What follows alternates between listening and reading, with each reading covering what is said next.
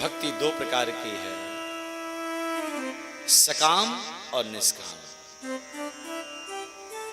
जितने इस प्रांगण में बैठे हैं या जितने लोग हमको श्रवण कर रहे हैं, अपितु प्राय करके मैं कहूं 99% ऐसे हैं जो कि भैया सकाम भक्ति ही करते हैं।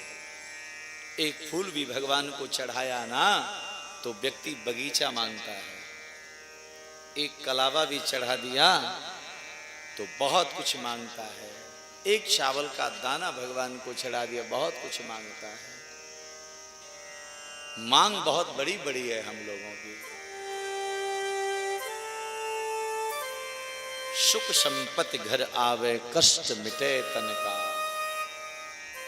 भगवान से मांग बड़ी है, लेकिन भैया भगवान मिलते हैं निष्काम भक्ति से, जिसमें कोई कामना नहीं है, उससे भगवान तुरंत ही मिल जाते हैं। कामना वाली भक्ति में क्यों नहीं मिलते?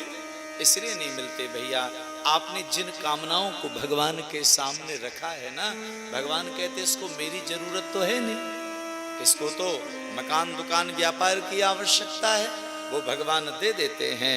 लेकिन जो कोई मांग नहीं करता है, भगवान उसको अपने आप को दे देते हैं।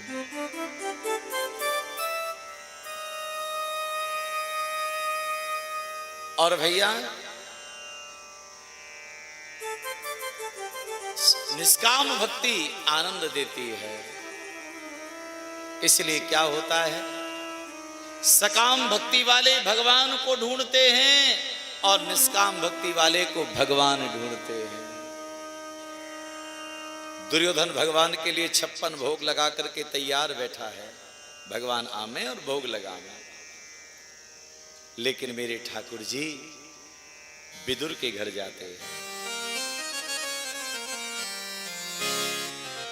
क्योंकि ये दुर्योधन जो है ये सकाम भक्ति वाला है। भगवान आएंगे, सेवा करूंगा, कुछ मांग लूंगा, लेकिन विदुर निष्काम भक्ति का है। गोविंद आएंगे, उनका दर्शन हो जाएगा।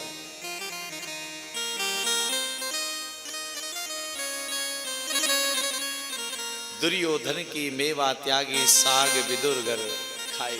भगवान विदुर के घर में साग ग्रहण करते हैं। निष्काम भक्ति से भगवान प्रसन्न होते। ये प्रहलाद जी ने कहा, तो कहा कि भैया वो कैसे मिलेगी? तो कहते हैं कि भैया भगवान का कीर्तन करना चाहिए।